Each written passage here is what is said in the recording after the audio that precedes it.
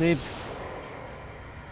আমার কিন্তু মনে হয় লোকনাথ ফিরে এলেও এই মায়ের কাছে যাওয়ার অনুমতি তাকে না দেওয়াই ভালো। তোমার এরূপ মনে হওয়ার কারণ জগতাচার্য? ভেবে দেখুন গুরুদেব, লোকনাথের কাছে আপনার আদেশের থেকে ওই বেনি বড় হলো। এই মন্দিরে প্রবেশ করার অনুমতি পাওয়া সত্ত্বেও সে তা অগ্রাহ্য করে ছুটল কিনা ওই বন্ধুর খোঁজে। ঠিক কথা। আপনি বলুন গুরুদেব, ওই বালকের এত দুঃসাহস হয় কি করে? ওটা দুঃসাহস নয় আচার্য,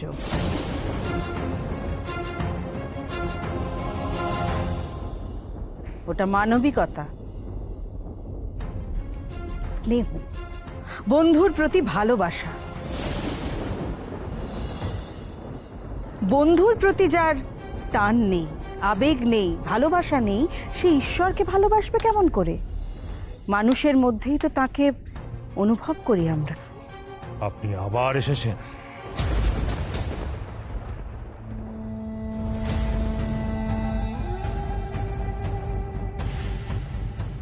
এই কালীঘাটের মন্দিরে নারীর প্রবেশ নিষেধ, সে কথা কি আপনি ভুলে গেছেন? ভুলিনি তো।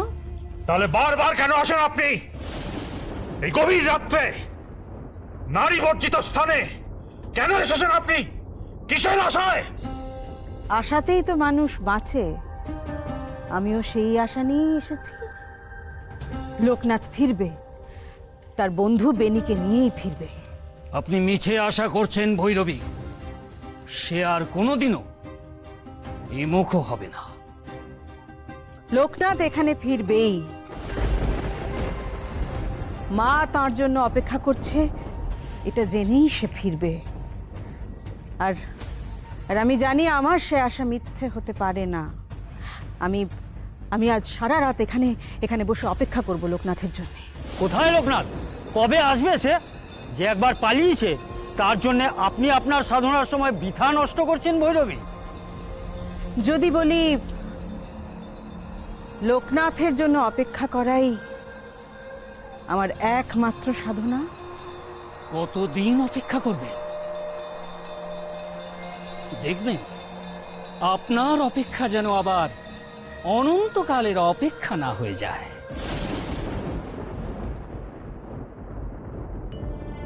আমি চলে যাচ্ছি রে বেনি। দাঁড়া দাঁড়া দাঁড়া, কোথায় চললি? কোথায় চললি? হ্যাঁ, কোথায় চললি? দাঁড়া এখানে। আমাকে আটকেও না গো, আমাকে যেতে দাও। আটকাচ্ছি না, শুধু জানতে চাইছি কোথায় যাচ্ছিস। জানি না গো, তবে আমাকে চেষ্টা করতেই হবে, যাতে বেনি নিজের ইচ্ছাতে ও আমার ডাকে সাড়া দেয়।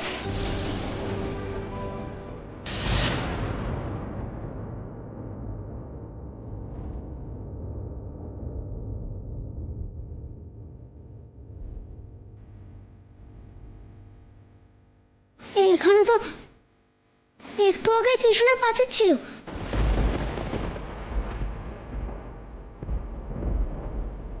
বুঝেছি, পেনের ইচ্ছাতেই তুমি ওকে আড়াল করেছো। এখন যদি আবার আমি পেনের কাছে ছুটে যেতে চাই, তাহলে তুমি আবার আমার পথ আটকাবে, তাই তো? বেশ, আমি যাব না বেনির কাছে, বেনি আমার কাছে আসবে, তখন তুমি আর পথ আটকাবে না তো? মা সন্তানকে আগলে রাখে, আটকে রাখতে পারে না। এই বিশ্ব চরাচরটাই তো মায়ের আস্তানা। সেখান থেকে বেরিয়ে যাওয়ার সাধ্যি না বেনির আছে না তোর। কিন্তু মায়ের মন্দিরে এসে প্রসাদ না খেয়ে চলে যাবি, তা কি হয় লোকনাথ? আয় বাছা, আমার কাছে বস, একটু প্রসাদ খা। পেনিয়া নামে যে কাল থেকে উপোস করে আছি, ও ও যদি না খায় আমি কি করে খাবো বলো তো? আমি জানতাম তুই না খেয়ে আছিস লোকনাথ, তাই আমিও কিছু খাইনি। তুই না খেলে যে বেনিকেও কিচ্ছুটি খাওয়ানো যাবে না। আচ্ছা লোকনাথ, তুই তো জানিস যে বেনি একদম খিদে সহ্য করতে পারে না। জানি, বেনি এখনো কিচ্ছু খায়নি। কই আর খেলো, এমন করলে কি শরীরে দেয়? লক্ষ্মী বাবা আমার, একটু খেয়ে নে। আয়, মায়ের কথা শুনতে হয় লোকনাথ। আয় বাছা, বস।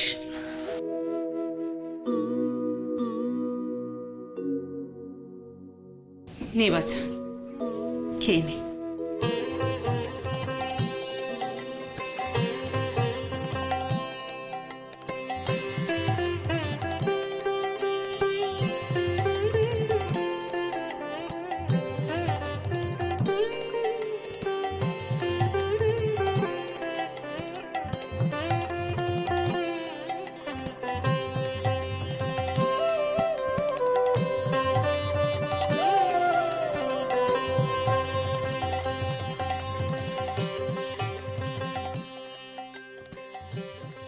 বেনি, আমি খাচ্ছি রে, তুই এবার উপোস ভাঙ। খা লোকনাথ, তোর পেট ভরলে আমার মন ভরবে।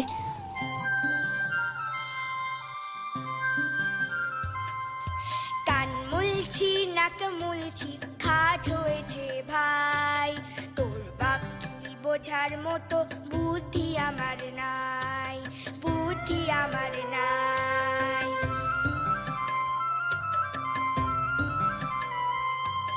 একটা কথা দিলাম আজ, করছি শপথ ভাই।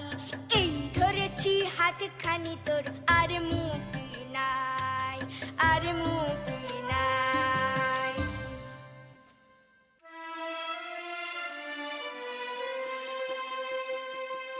সখা আমার, বন্ধু আমার, হলেও জীবন পাঠ। বেনি মাধব রইবে পিছে, আগে লোকনাথ। বেনি মাধব রইবে পিছে, আগে লোকনাথ।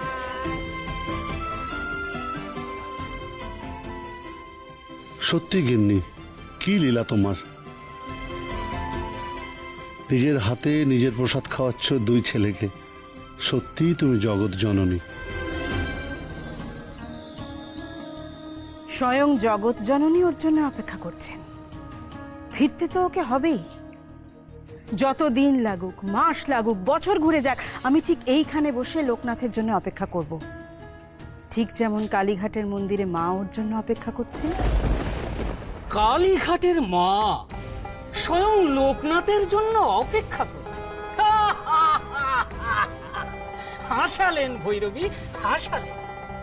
আপনার কি মস্তিষ্ক বিভ্রম ঘটেছে, নাকি বায়ু চড়েছে? এসব কি প্রলাপ বকছেন আপনি? আপনি কিন্তু অকারণ লোকনাথকে মহিমান্বিত করবার চেষ্টা করছেন। সে তো নিতান্ত বালক মাত্র। মা কালী কেন ওর জন্য অপেক্ষা করতে যাবেন?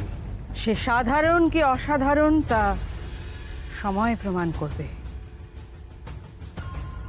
তবে আমি এটুকু জানি, মায়ের ডাকেই সে ঘর ছেড়েছে। মায়ের দর্শন সে পাবেই। কখনো না, কখনো না। লোকনাথ ফিরে এলেও মন্দিরের দরজা আর তার জন্য খুলবে না। মায়ের দরজা লোকনাথের জন্য চিরকালের মতো বন্ধ। তাছাড়া অনেকক্ষণ অতিক্রান্ত। লোকনাথের ফিরে আসার তো কোনো লক্ষণই নেই। আমরা তো বলছি গুরুদেব, লোকনাথ আর ফিরবে না। ভেবেছিলাম নিতান্ত বালক হলেও লোকনাথের অসম্ভব মনের জোর। সেই মনের জোরেই ও মাতৃদর্শনের অধিকার লাভ করবে। না গুরুদেব না, একবার ভেবে দেখুন, একবার ভেবে দেখুন। সে আপনাকে প্রণাম জানাতে অস্বীকার করেছিল। সে শুধু অভিনয় উদ্ধতই নয়, রীতিমতো অবাধ্য। এমন বালক কি করে মায়ের সাধক হয় আপনি বলতে পারেন? সে যোগ্যতাই তার নেই। মিথ্যে দিয়ে আচার্যদেবকে বিভ্রান্ত করবেন না জগতাচার্য। লোকনাথ ওকে আচার্য বলেই স্বীকার করেছিল। সে যেমন তার নিজের গুরুদেবকে অসম্মান করেনি, আচার্যদেবকেও করেনি। ঠিক ঠিক ঠিক, ভৈরবী সত্য কথাই বলেছেন জগতাচার্য। লোকনাথকে যিনি সন্ন্যাস ধর্মে দীক্ষিত করেছেন তার স্থান তো আমি অধিকার করতে পারি না, কিন্তু লোকনাথ আমাকে এতটুকু অসম্মান করেনি। ভৈরবী, আপনি যখন স্বয়ং লোকনাথের এত খবর রাখেন, তখন সে কোথায় গেছে তা সে নিশ্চয়ই আপনাকে বলে গেছে।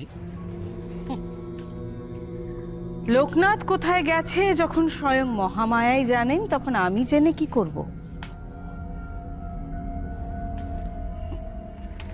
এই বিশ্বজগৎ তো মহামায়ারই সংসার। তবে এটুকু জানি, সে যেখানেই যাক না কেন, মায়ের আঁচলে তাকে বাধা পড়তেই হবে।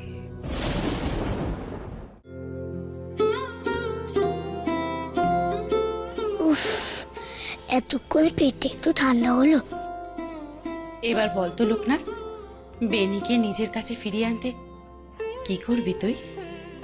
বেনি আমারটাকে যখন সাড়া দিচ্ছে না, তখন মায়েরটাকে তো নিশ্চয়ই সাড়া দেবে।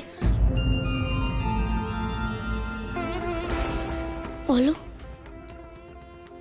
তাই এবার আমি মায়ের ধ্যান করব। মাকেই আমি বলবো আমার লক্ষ্যে পৌঁছে দিতে। সেই ভালো। মার কাছে গিয়ে দুই ছেলে বোঝাপড়া করে নে, দেখি কার ডাকে মন গলে ওনার।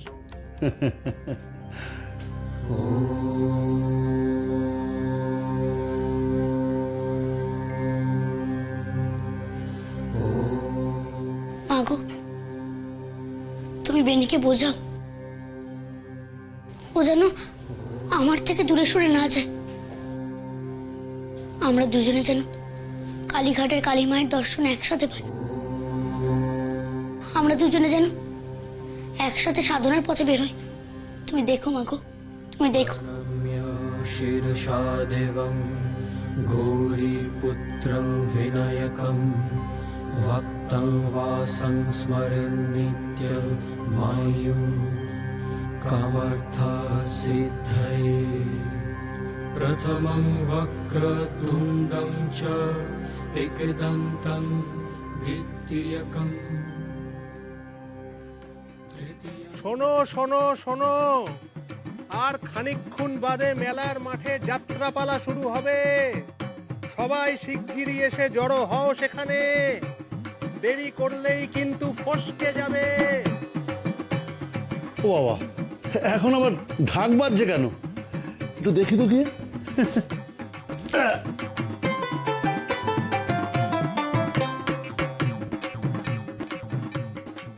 যাত্রা যাত্রা শুরু হবে এক্ষুনি। আমি যে পালা দেখতে খুব ভালোবাসি,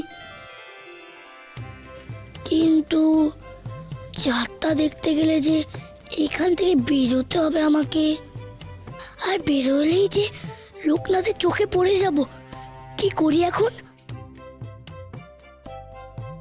একটিবার গিয়ে দেখেই আসি না কেমন যাত্রা পালা হচ্ছে।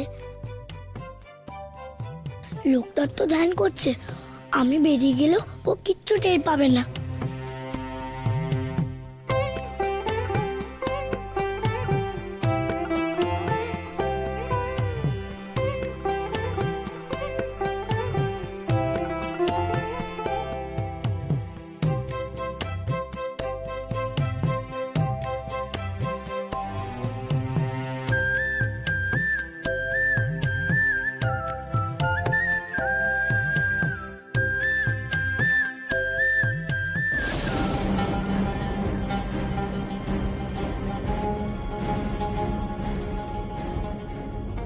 তোর মুখ থেকে যে আমার পাস হচ্ছে না লোকনাথ, মনে হচ্ছে কেউ যেন পায়ে বেরিয়ে পড়ে দিয়েছে।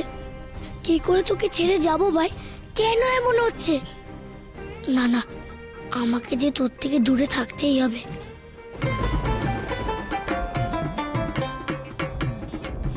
বাবা রে বাবা, ও গিন্নি দেখলাম ঢাক বাজিয়ে বাইরে সব লোক ডাকছে যাত্রাপালা যাওয়ার জন্য। এই রে, এবার যদি লোকনাথের ধ্যান ভেঙে যায়, ও তো আমায় ধরে ফেলবে। ও আমাকে ধরে ফেলবে না তো? লোকটা যদি আমার দিকে তাকায় তবে আর আমি ওকে ছেড়ে যেতে পারবো না। আর আমি ওকে ছেড়ে যেতে না পারলে ও জোর করে আমাকে টেনে কালীঘাটে নিয়ে যাবে।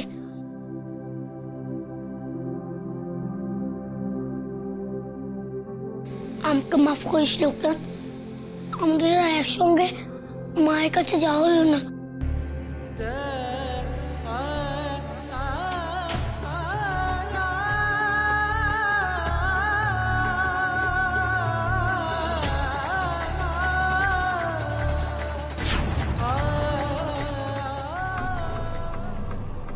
ভৈরবী, আপনার অনুমান কিঞ্চিত ভুলই হয়েছিল।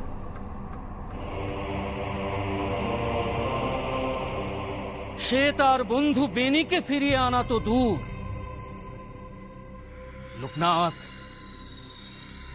লোকনাথ নিজেও আর ফিরবে না। ভুল আমার নয় জগতাচার্য, ভুল হচ্ছে আপনার, এবং খুব শীঘ্রই সে ভুল ভেঙে যাবে। যেদিন লোকনাথ তার বন্ধু বেনিকে নিয়ে ফিরবে আর মাথা উঁচু করে মন্দিরে প্রবেশ করবে, সেই দিন। অবশ্য শুধু আপনারই বা কেন, একদিন এই গোটা জগৎ সংসার লোকনাথের মহিমা টের পাবে। আমাকে একটা কথা বলুন তো ভৈরবী, লোকনাথের উপর আপনার এত ভরসা কিসে?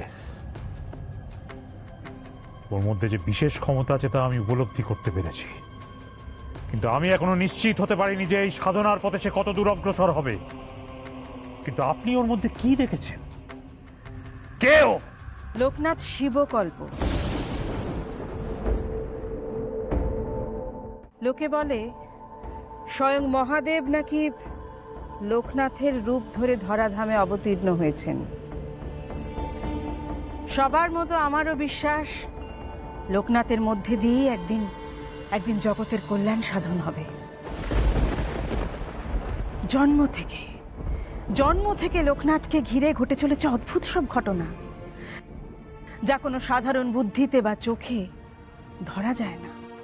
বটে বটে, তা সেই কিরকম? বলে কি আর শেষ হবে? শুনেছি লোকনাথের অন্নপ্রাশনের দিন তাদের বাড়িতে অতিথি সংখ্যা বেড়ে যাওয়াতেও খাবার এতটুকু কম পড়েনি। অথচ দরিদ্র ঘরে যতটুকু সম্ভব ততটুকুই আয়োজন হয়েছে। কি করে? স্বয়ং ঈশ্বরের আশীর্বাদ যার ওপর, তার অন্নপ্রাশনে কি কোনো বিঘ্ন ঘটতে পারে? তাছাড়া এই কালীঘাটে এসে পৌঁছানোর ঘটনাটার কথাই ধরুন না। ওই খরস্রোতা নদী পেরিয়ে 3টি বালক বালিকা কিভাবে এলো? আপনাদের মনে কোনো প্রশ্ন জাগেনি? প্রশ্ন তো জেগেই ছিল ভৈরবী। যে নদীতে সন্ধ্যার পর কোনো নৌকো চলাচল করে না, যে নদীতে মাঝিরা অব্দি নামতে ভয় পায় সন্ধ্যার পর, সেই নদী দুজনে কেমন করে পেরিয়ে এলো তা আমাদের কাছে নিতান্তই রহস্য। মা যে তাকে ডেকেছিলেন, তাই নদী দুভাগ হয়ে পথ করে দিয়েছিল তাদের। এবার আপনিই বলুন তো আচার্যদেব, লোকনাথকে কি নিতান্ত সাধারণ একজন বালক বলে মনে হয় আপনার?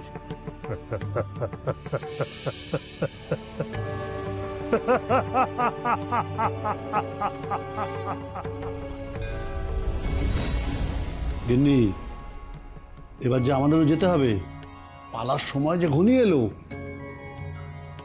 আমরা চলে যাব? হ্যাঁ চলো চলো, তাড়াতাড়ি চলো, তুমি না গেলে মহামায়া সাজবে কে? আর ছেলেটা এখানে বসে ধ্যান করবে একা একা? ওকে বরং ডেকে দে। আচ্ছা। লোকনাথ, লোকনাথ, তাকা বাবা, ওঠ।